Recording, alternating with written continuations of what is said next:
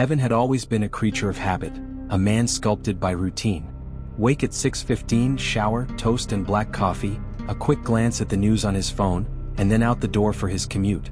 His life wasn't exciting, not in the grand, adventurous sense, but it was comfortable, predictable. You like that?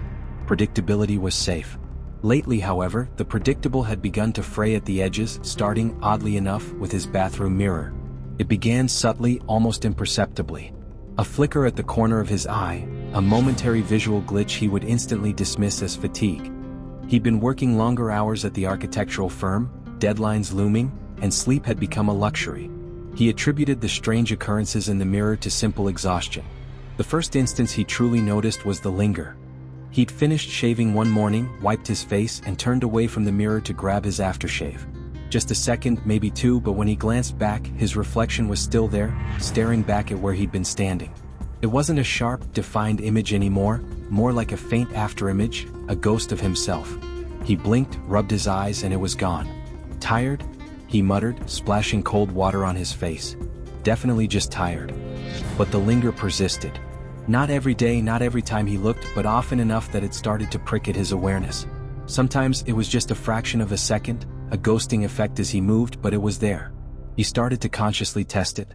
He'd make a quick, sharp movement, a head turn, a hand gesture, and watch the mirror intently. Most of the time, his reflection mirrored him perfectly, instantaneously. But every now and then that delay would return just for a fleeting moment. Then came the movements. These were harder to dismiss as mere visual quirks. He'd be brushing his teeth, lost in thought, and catch movement in the periphery of his vision, reflected in the mirror. He'd glance up, expecting to see himself still brushing, but his reflected arm would be lowering, or his head tilting, when he hadn't moved at all.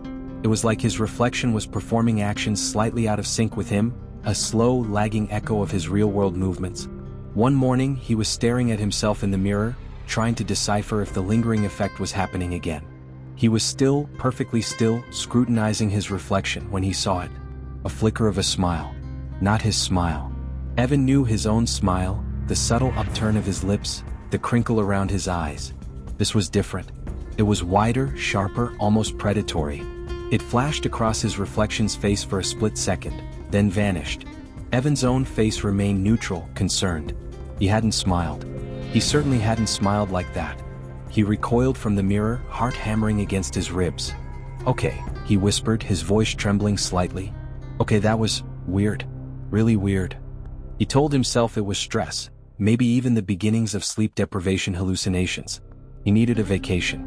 Badly. The next stage was more concrete, less easily dismissed as a trick of the eye. He kept a small porcelain dish on his bathroom counter, filled with spare buttons. He used it more for decoration than practicality. One evening, after a particularly grueling day at work, he stumbled into the bathroom, exhaustion clinging to him like a shroud. He caught sight of the button dish in the mirror, and something was off. In the reflection, the dish was still there, but its position was slightly different. It was angled more to the left. A few buttons that were visible in the real world were obscured in the reflection, and vice versa. He blinked, looked at the real dish, then back at the mirror. No change. The dish in the reflection remained subtly altered. He walked closer, examining both dishes meticulously. The real dish was exactly as he remembered leaving it. The reflected dish wasn't. It was almost the same, but subtly, undeniably different in its orientation and the arrangement of the buttons within. It was like the mirror was showing a slightly altered version of reality, a reality just a hair off kilter from his own. The shadows were the creepiest. He started noticing them a few days later. Shadows that appeared behind his reflection in the mirror, but were nowhere to be seen in his actual bathroom. Faint, wispy, almost smoke-like, they would flicker and shift behind his mirrored self, sometimes coalescing into darker, more defined shapes, before dissolving back into nothingness. He would whirl around, searching for the source of these phantom shadows, but there was nothing there. Just his plain white bathroom walls, bathed in the soft glow of the overhead light. The shadows existed only in the mirror. He started avoiding mirrors. He rushed through his morning routine, averting his gaze from the bathroom mirror. He changed clothes in the dim light of his closet, skipping the full-length mirror altogether. He even started eating in front of the television, rather than at the dining table, to avoid the mirrored surface of the sideboard. But mirrors, it turned out, were everywhere. Shop windows, dark glass surfaces, even the polished chrome of his coffee maker. And sometimes in these fleeting reflections he would catch glimpses, the linger, the odd movement, the phantom shadows. It was as if the mirror world was bleeding into his own, subtly at first but now with increasing insistence. Then came the night he woke up to find his reflection watching him. It was a deep, dreamless sleep, or so he thought. He wasn't sure what exactly jolted him awake. A sound? A feeling? Just an instinctive sense of unease. He opened his eyes, the room still cloaked in pre-dawn darkness, the digital clock on his nightstand glowing a muted green, 3:17 a.m. He lay there for a moment, listening, but the apartment was silent. He was about to roll over and try to fall back asleep when his gaze drifted towards the mirror across his bedroom, a large, ornate antique mirror he'd inherited from his grandmother. And his blood ran cold. In the dim light filtering in from the street lamp outside, he could clearly see his reflection in the mirror. But he hadn't moved. He was lying perfectly still in bed. Yet, in the mirror, his reflection was standing upright, facing the bed, perfectly still as well, but watching. It was the stillness that was so terrifying. The unnatural, frozen posture of his reflected self, juxtaposed with the awareness in its eyes, staring directly at him, unblinking, unmoving. It wasn't mirroring him. It was independent. It was waiting. He squeezed his eyes shut, beating like a trapped bird. This isn't real, he told himself desperately. This is a nightmare. Just a nightmare. He counted to 10, took deep breaths, and slowly, hesitantly, opened his eyes again. The reflection was still there, standing watching. Its eyes, even in the dim light, seemed to gleam with an unnerving intelligence. It didn't move, didn't react, just stood there, a silent, motionless observer in the mirror world, fixed on him in his bed. This wasn't exhaustion. This wasn't stress. This was something else entirely. Something terrifyingly, inexplicably wrong. He didn't sleep for the rest of the night. He lay rigid in bed, staring at the mirror, his eyes locked on his reflection, which remained unnervingly still and observant. As the first rays of dawn crept through the window, painting the room in soft gray light, the reflection finally began to move. Slowly, deliberately, it mirrored his movements as he finally sat up in bed, the frozen tableau dissolving as if it had never been. But the terror remained, a cold, hard knot in his stomach. He knew with chilling certainty that he couldn't ignore this anymore. He needed help. He needed answers. And he had a terrifying feeling he wasn't going to like what he found.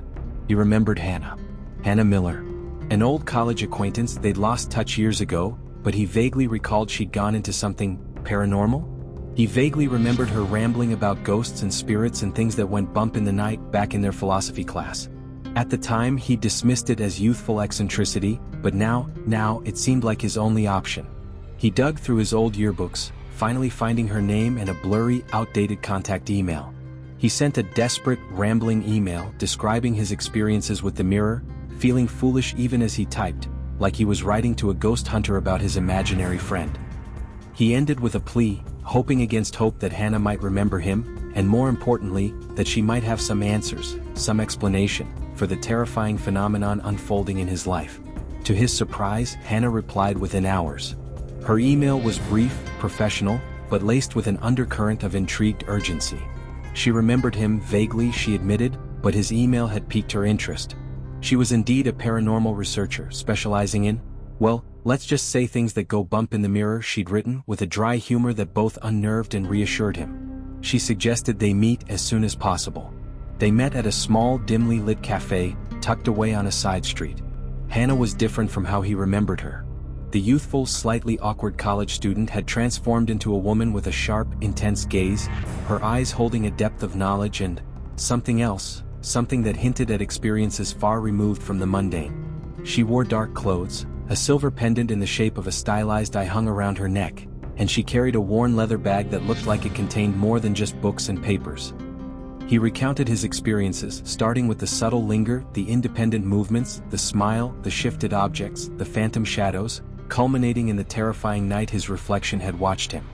He spoke haltingly at first, self-conscious, expecting her to dismiss him, to tell him he was imagining things, that he needed more sleep or perhaps a therapist. But Hannah listened intently, her gaze unwavering, her expression serious. She didn't interrupt, didn't scoff, didn't roll her eyes. She just listened. And when he was finished, she nodded slowly, a grave expression settling on her face. "Evan," she said, her voice low and measured, "your mirror, it's not just showing reflections." His heart sank. He'd known deep down that this wasn't just in his head. But hearing her confirm it, hearing the words spoken aloud, made it terrifyingly real. "What is it then?" he asked, his voice barely a whisper. "It's a doorway," Hannah said, her eyes fixed on his. "Mirrors, especially older ones, antique mirrors, they can be more than just reflective surfaces. They can be thin places, veils between worlds." Evan stared at her, a cold dread creeping up his spine. "Worlds? What worlds?" "Other realities," Hannah explained. "Dimensions that exist alongside our own, but are normally separated, veiled from our perception. Sometimes in certain places, under certain conditions, these veils can thin, break down. Mirrors, with their inherent duality, their ability to reflect and distort reality, can act as these doorways." And something is coming through?" Evan stammered. Hannah hesitated. "Not exactly coming through yet," she said. "More like observing, listening, learning. Something on the other side of your mirror has become aware of you, Evan. It's been studying you." "Studying me? Why?" The question was out before he could stop it. Absurd, pathetic. Why would something from another dimension be interested in him? He was just Evan. Ordinary, unremarkable Evan. "I don't know its specific motivations," Hannah admitted. "But I can tell you this, mirrors aren't just passive doorways.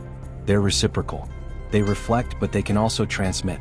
Energy, awareness, intention, things can flow both ways." She leaned forward, her voice dropping even lower. "Evan, I think something on the other side is trying to switch places with you." The words hung in the air, heavy and suffocating. Switch places. The very concept was chilling, incomprehensible. "Switch places?" he echoed, his mind struggling to grasp the implications. "You mean, like it wants to come into my world? And I go into the mirror?" Hannah nodded grimly. "Something like that. It's been observing you, mimicking you, learning about you. The linger, the movements, the smile. It's been practicing, Evan. Getting ready. It's been waiting for the moment when it's strong enough to make the switch. And is it close?" He dreaded the answer. Hannah looked at him, her eyes filled with a chilling empathy. "I think," she said softly, "that moment is very near." The cafe suddenly felt colder, the dim lighting more oppressive. Evan felt a wave of nausea wash over him. Switch places. It sounded like something out of a nightmare, a twisted fairy tale. But looking into Hannah's serious, unwavering eyes, he knew it was terrifyingly real. "What do I do?" he pleaded, his voice choked with fear. "How do I stop it?" Hannah considered for a moment, tapping her fingers thoughtfully on the table. "You have options," she said finally, "but none of them are good, Evan. They're all risky." She outlined his choices, her words painting a grim picture. "Option 1, she said, shatter the mirror. Completely destroy it. Break it into 1,000 pieces, dispose of every shard. This might sever the connection, close the doorway. But," she paused, her gaze darkening, "there's a risk. A significant risk. Whatever is on the other side, it's been growing stronger. Destroying the mirror might unleash it.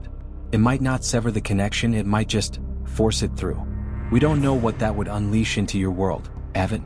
It could be contained within the mirror's boundaries, but breaking it might free it.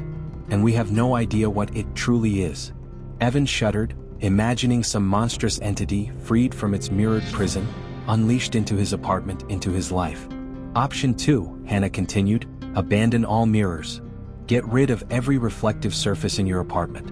Mirrors, polished metal, glass tabletops, even still water in a bowl.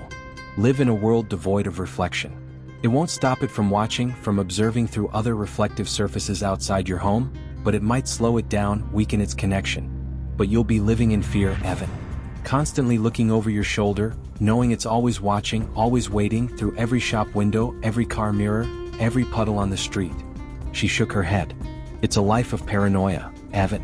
And it's not a guarantee it will work. It might just delay the inevitable." He swallowed hard. The thought of living like that, constantly hunted, constantly watched, was almost as terrifying as the entity itself. "Option 3, Hannah said, her voice taking on a more resolute tone, face your reflection. Fight it.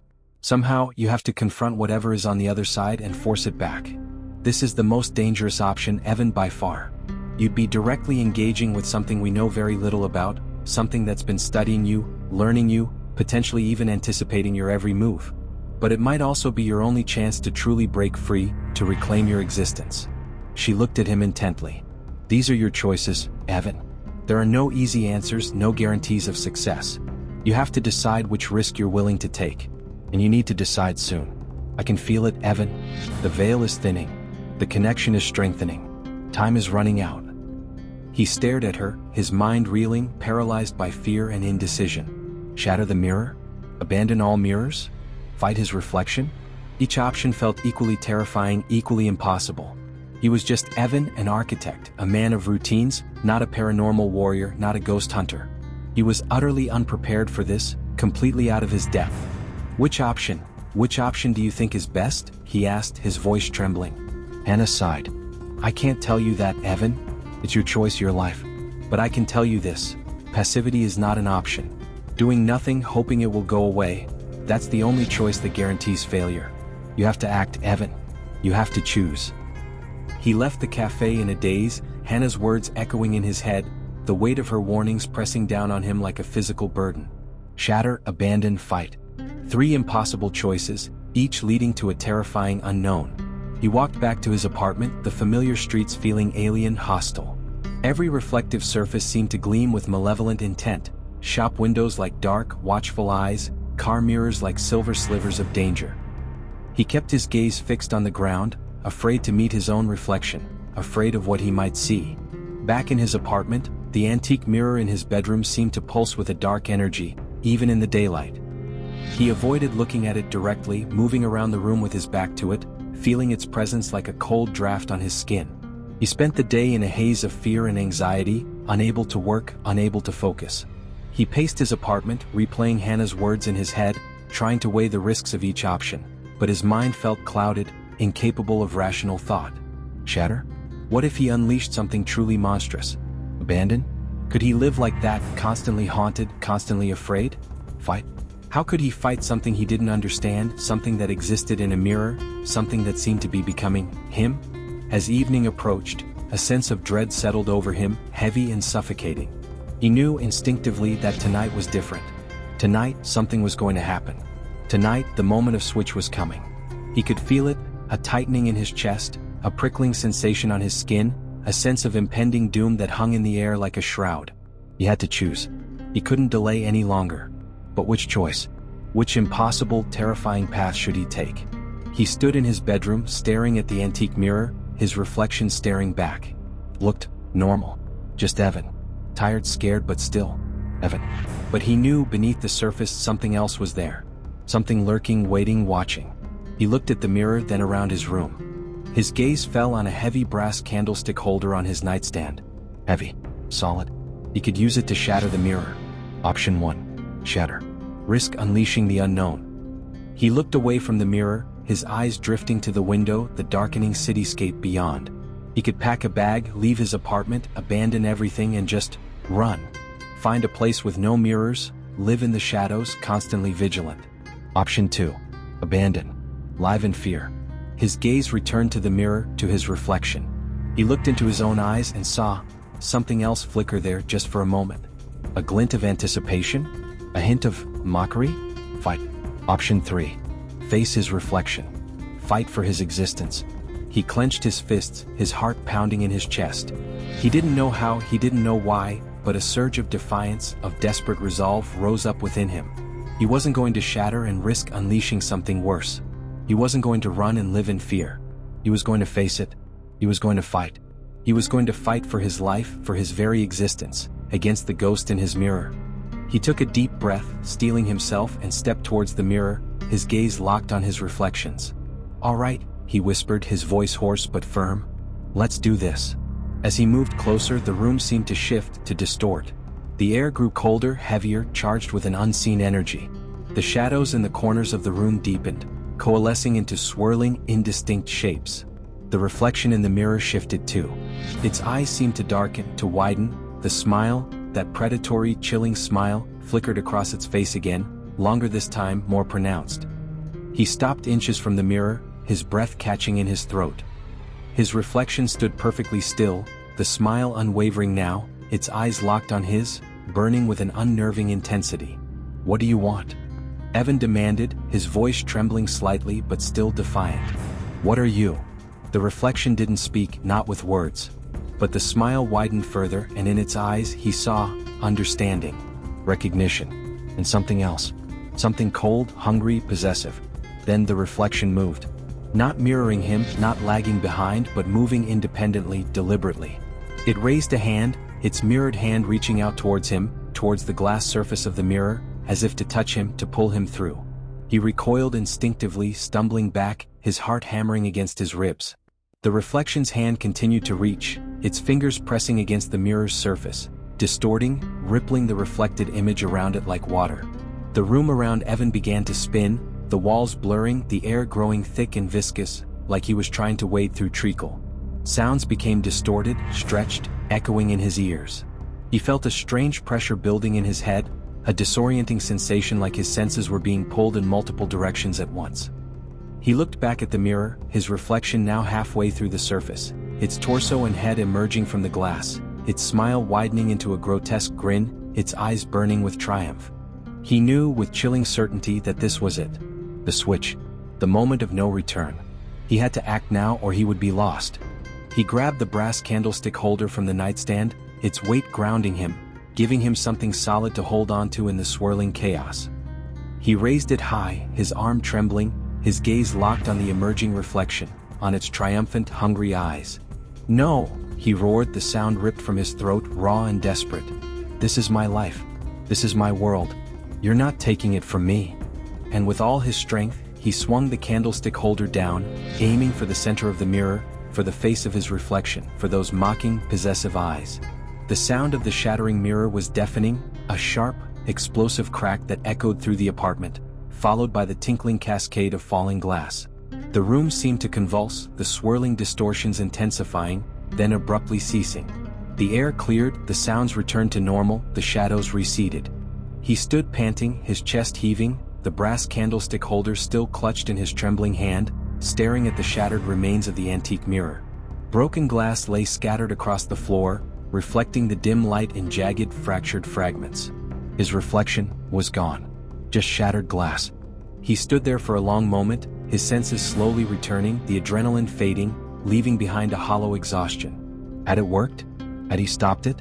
Had he unleashed something worse? He didn't know. He couldn't tell. The mirror was gone, the immediate threat seemed to have vanished, but a deep, unsettling unease remained. He cautiously approached the shattered mirror, peering down at the fragments. In one of the larger pieces he saw his reflection. Or what should have been his reflection. But it wasn't quite right. It was still him, recognizably Evan, but subtly different. The eyes seemed darker, colder, the smile, still there, that faint, chilling upturn of the lips. He blinked, rubbed his eyes, looked again. The reflection in the shard of glass was normal now, just Evan, tired, shaken, but ordinary. He must have imagined it. Stress, paranoia, was getting to him. He took a shaky breath and began to clean up the shattered glass, carefully collecting the shards, wrapping them in newspaper, disposing of them in the trash. As he worked, he kept glancing at his reflection in the other mirrors in his bedroom, in the polished surfaces of his furniture, in the glass of the window. Everything seemed normal. His reflections were mirroring him perfectly, instantly. No lingering, no odd movements, no phantom shadows. He finished cleaning up, feeling a sense of fragile relief. Maybe it was over. Maybe shattering the mirror had worked. Maybe he was safe. He hoped so. God, he hoped so. He decided to take a shower, to try to wash away the lingering fear, to cleanse himself of the night's terror. He stepped into the bathroom, avoiding the bathroom mirror, focusing on the shower stall, on the warm, comforting water. He turned on the shower, stepped inside, and closed the glass door. As the warm water cascaded over him, he leaned his head back, letting the steam envelop him, trying to relax, to breathe, to forget. And then he saw it. Reflected in the condensation on the inside of the shower door, just for a fleeting moment, a glimpse of movement, a flicker of a smile. He whipped his head up, his heart seizing in his chest, staring at the misty reflection on the glass. It was him, his reflection, showering, mirroring his movements perfectly. But something was off. He couldn't quite put his finger on it, but there was something wrong. Subtle, almost imperceptible, but wrong. He moved his hand, raised it to his face to wipe away the water droplets. His reflection mirrored the movement. But as his hand moved, he saw it again, that flicker in the reflection's eyes, that faint upturn of the lips. The smile. And then he noticed it. The eyes. His eyes in the reflection were not quite his own. They were darker, deeper, colder. They held a glint of something else. Something alien, something predatory, something that was not Evan. He stared into the misty reflection, his breath catching in his throat, a cold dread seeping into his very bones. He looked down at his own hand, his real hand dripping with water, trembling slightly. Then he looked back at the reflection's hand, also dripping, also trembling, but different. Subtly, disturbingly different. Longer fingers, sharper nails, a strange pallor to the skin. He brought his real hand closer to the glass shower door, comparing it to the reflected hand. And then he saw it. The reflection's hand wasn't mirroring him anymore.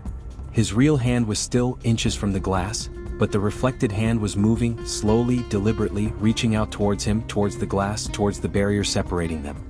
He recoiled again, stumbling back in the shower stall, slipping on the wet tiles, catching himself against the wall, his heart hammering, his breath coming in ragged gasps. He stared at the shower door, at his reflection, or what he thought was his reflection, now standing perfectly still, its eyes fixed on him, burning with a chilling, possessive intensity. And then the horrifying truth dawned on him, crashing over him like a tidal wave of icy dread. He looked at his hands, his real hands, examining them minutely, comparing them to the image in the condensation. The subtle differences, the slight distortions, the unnatural pallor. He looked at his reflection's face, at those dark, cold eyes, at that faint, chilling smile. And he saw it. He saw the truth reflected back at him, in the misty glass, in the cold, knowing gaze of the entity staring back at him. He wasn't looking at his reflection. He was looking through it. He was seeing the world from its side of the mirror. The moment of switch wasn't coming. It had already happened. He wasn't fighting to prevent the switch. He was fighting to reclaim his place, to escape the mirrored prison he was now trapped in. He was already the one trapped inside. The entity in his body, in his world, was free. And he, Evan, was trapped here on the other side in the mirror world, staring out at his stolen life, his stolen body reflected back at him in the condensation of a shower door, with no mirror to break, no reflection to fight, no escape, only the chilling realization of his horrifying, irreversible fate. He was the ghost in the mirror now. And no one in his world would ever know he was gone.